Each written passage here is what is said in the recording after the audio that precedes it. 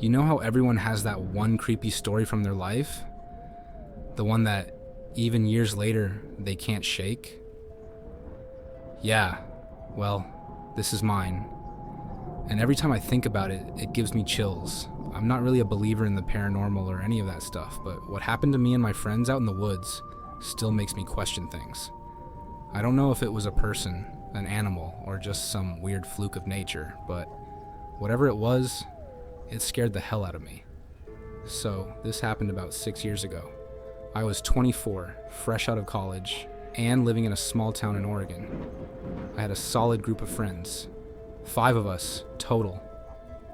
There was Jake, my best friend since high school, always the go-to guy for outdoor adventures. Then there was Sarah, Jake's girlfriend, kind of the voice of reason in the group. Emma, who was pretty quiet, but had this hidden, sarcastic side that came out when she was comfortable. And finally, Mike, the adrenaline junkie who was always pushing us to do something a little too wild. And, of course, me. Now, if you know anything about Oregon, you know the woods here are no joke. Endless miles of forest, dense with trees so thick that sunlight barely cuts through in some parts. It's beautiful, sure, but it can also feel incredibly isolating. And that's where our story begins, out in those woods. Jake had this grand idea to do a weekend camping trip. He'd heard of this spot from some guys he worked with, deep in the forest, far off the beaten path. Supposedly, it was a place not many people knew about. A hidden gem, Jake called it. Perfect for getting away from civilization for a couple of days. Just us, a few tents, and the stars. We were all in. We'd done a ton of camping together over the years, but this felt like it was going to be something special.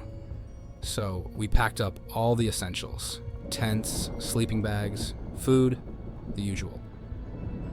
We drove out early on a Friday morning, headed north for about 3 hours until we hit this small, rundown gas station at the edge of the forest. The guy working there looked like he hadn't seen another person in weeks.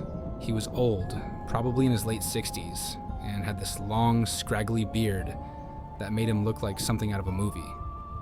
Jake, being the outgoing one, asked him if he knew anything about the spot we were headed to. The old man gave us this weird look, kind of like a mix between confusion and concern. He asked us, "You kids going to the north end of the woods?" "Yeah, that's the plan," Jake said, totally unfazed. The old man leaned on the counter and told us, "Not many people go out that way anymore. Place hasn't been the same since the disappearances." "Disappearances?" Sarah asked. Her tone was half joking, but with a slight edge to it. The old man didn't answer right away. He just stared at us for a moment before saying, "Stay close to each other. Don't wander too far. And if you hear something, don't follow it." We all kind of chuckled nervously, thinking this guy was just trying to spook us. You know how people in small towns can be. They love telling creepy stories to freak out the tourists. But something about the way he said it stuck with me. I think it stuck with all of us, to be honest. Anyway, we left the gas station and drove another hour into the woods, down this old dirt road that barely looked like a road anymore. Trees were overgrown on both sides, and the deeper we went, the darker it seemed to get, even though it was the middle of the day. Finally, we reached the spot. It was perfect. Totally secluded. No signs of any other campers or people for miles. Just us and the wilderness. We set up our tents in a small clearing next to a river that wound through the trees.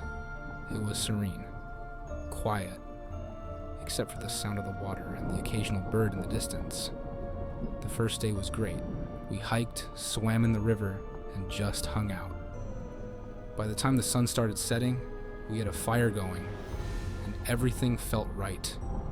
We were in our element. But that night, that's when things started to feel off. It was sometime after midnight. We were all sitting around the fire, just talking, when we heard it. A soft, high-pitched whistling sound coming from the trees. It was faint, almost like wind blowing through the leaves, but there was no wind. At first, we didn't think much of it. You hear all kinds of weird noises in the woods, right? But then the whistling got louder. It was slow, steady, and seemed to be coming from all directions. Jake laughed it off, saying it was probably some kind of bird, but Sarah wasn't so sure. She had this look on her face like she was listening intently, trying to figure it out. "It's not a bird," she said. "Birds don't whistle like that." We all went quiet, listening. The whistling continued, moving around us, almost like it was circling the camp. That's when Emma spoke up. "It sounds like someone whistling a tune." We all exchanged uneasy glances. It did. It wasn't random like an animal noise. It had a pattern to it, like a person trying to get someone's attention. Mike, being the thrill seeker he was, stood up and grabbed a flashlight. "All right, let's go see what it is," he said with a grin. "Are you serious?" Sarah shot back. "We don't even know what that is. It could be anything." Mike just shrugged. "That's why I want to check it out." Against our better judgment, we all followed Mike as he led the way toward the trees. The whistling was still going. Faint, but definitely there. The further we walked from the campsite, the louder it seemed to get. I remember feeling the air around us change. It got colder, and the usual sounds of the forest were gone. No crickets, no rustling of animals in the brush. Just silence and that eerie, persistent whistling. After about 10 minutes of walking, we reached this small clearing deeper in the woods. The whistling had stopped, and for a second, everything was completely still. Then, out of nowhere, we heard a loud snap. A branch breaking, maybe 20 feet in front of us. Jake swung his flashlight in the direction of the sound, and that's when we saw it. Just for a split second. A figure, tall, thin, standing just at the edge of the light. It was too far away to make out any details, but I could see enough to know it wasn't any of us, and it definitely wasn't an animal. It was just standing there, watching us. Mike called out, "Hey, who's there?" No response. The figure didn't move. It just stood there, perfectly still. We all froze, unsure of what to do next. My heart was pounding, and I could tell the others were just as freaked out as I was. Then, without warning, the figure turned and walked into the trees, disappearing into the darkness. Jake was the first to speak. We should go back. None of us argued. We quickly made our way back to the campsite, trying to act like we weren't scared out of our minds. But the vibe had changed. The fun, carefree atmosphere from earlier was gone, replaced by this creeping sense of unease. We tried to settle back in around the fire, but none of us could shake the feeling that we weren't alone. The whistling hadn't come back, but the forest was still eerily quiet. After a while, we decided to call it a night and head to our tents, but I don't think any of us slept much. The next morning, things got even weirder. When we woke up, Mike was gone. At first, we thought he'd just gone off to explore or take a piss, but after an hour of waiting and calling his name, we started to get worried. His stuff was still at the campsite, and there were no signs that he'd packed up and left.